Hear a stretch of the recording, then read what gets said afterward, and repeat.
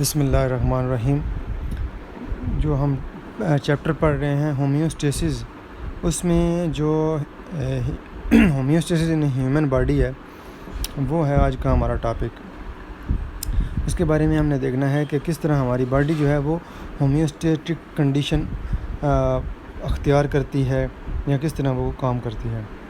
تو سب سے پہلے جو مینٹین کرتی ہے کانسٹنٹ انٹرنل انوائرمنٹ، ٹھیک ہے، جو اندرونی اب دیکھتے ہیں ہم کہ باہر جو ٹمپریچر ہے وہ کبھی زیادہ ہوتا ہے کبھی کم ہوتا ہے، لیکن ہماری جو باڈی کا جو ٹمپریچر ہے وہ نارمل رہتا ہے۔ اس کے علاوہ اگر ہم دیکھتے ہیں تو پی ایچ ہے، تو پی ایچ بھی جو ہے وہ جو نارمل رینج تک رہتی ہے۔ اگر وہ ڈسٹرب ہوتی ہے تو ہماری باڈی کے فنکشننگ جو ہے وہ صحیح طریقے سے پرفارم نہیں کر پاتے، ٹھیک ہے۔ اور دوسرے سے بہت سارے فیکٹرز ہیں، واٹر کی کنسنٹریشن ہے، سالٹ کی کنسنٹریشن ہے، جو کہ اندرونی جسم میں ایک مخصوص حد تک رہتی ہے تاکہ جسم جو ہے وہ صحیح طریقے سے ہمارا کام کر سکے۔ آپ 9th میں پڑھ چکے ہو کہ اگر پی ایچ چینج ہوگی تو انزائم کی ایکٹیویٹی جو ہے وہ ڈسٹرب ہو جائے گی۔ جب انزائم کی ایکٹیویٹی ڈسٹرب ہوگی تو کیا ہوگا، باڈی صحیح طریقے سے فنکشن نہیں کر پائے گی، ٹھیک ہے۔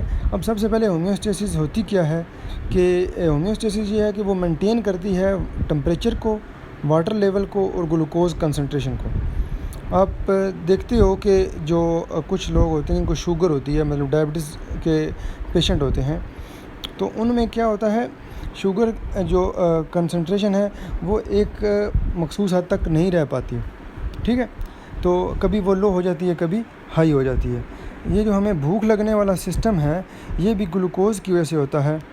اگر ہمیں گلوکوز لیول کم ہوگا تو جو گلائکوجن ہے یا انسولین ہے وہ ہمیں ہمارے مائنڈ کو پیغام پہنچائے گی کہ آپ گلوکوز لیول کو ایک حد تک قائم رکھو۔ اس کے لیے ہم پھر کھانا کھاتے ہیں یا جو بھی چیزیں کھاتے ہیں اس سے ہماری گلوکوز لیول ایک کانسٹنٹ ویلیو یا جو بھی ویلیو اس تک پہنچ جاتا ہے، ٹھیک ہے۔ تو ڈیفینیشن ہمیں سمجھ آ گئی کہ maintenance of the constant environment in the body is called, جو ہمارا اندرونی جسم کا ماحول ہے اس کو ایک کانسٹنٹ ویلیو تک متعین رکھنا ہومیوسٹیسس کہلاتا ہے، ٹھیک ہے۔ تو اس چیز کو آپ نے میمورائز کر لینا ہے، یاد کر لینا ہے۔ تو اس کے بعد ہم چلتے ہیں کہ باڈی کا ٹمپریچر کیسے کنٹرول ہوتا ہے۔ آپ دیکھتے ہو کہ جب بہت زیادہ گرمی ہوتی ہے، ٹھیک ہے، گرمی میں کیا ہوتا ہے، ہمارے جو سویٹ گلینڈ ہیں ہمیں پسینہ آتا ہے۔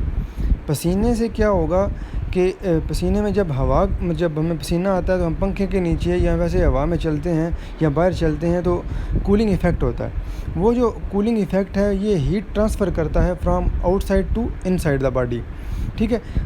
جب پسینہ آتا ہے تو سمجھیں کہ ہمیں جو ہمارے ہے نا اندرونی ٹمپریچر وہ ڈسٹرب ہو رہا ہے۔ جب وہ ڈسٹرب ہوگا تو سویٹ گلینڈ ریلیز ہوں گے، پسینہ آئے گا، پسینے سے جو کولنگ ہوگی وہ ہمارے انٹرنل ٹمپریچر کو ایک 37 تک لے آئے گی۔ اس چیز کی آپ کو سمجھ آ گئی کہ اگر ٹمپریچر باہر زیادہ ہے اندر کم ہے تو کیا ہوگا کہ پسینہ آئے گا، پسینے سے ہمارے جو سویٹ گلینڈ ہیں وہ ریلیز ہوں گے، اس کے نتیجے میں جو باڈی میں کولنگ ایفیکٹ ہوگا، اور کولنگ ایفیکٹ سے ہمارا جو انٹرنل ٹمپریچر ہے وہ جس کی ویلیو 37 ہے وہاں تک یہ پہنچ جائے گا، ٹھیک ہو گیا۔ یہ اب ہومیوسٹیسس کی ایک ایگزامپل ہے ہمارے پاس، ٹھیک ہو گیا۔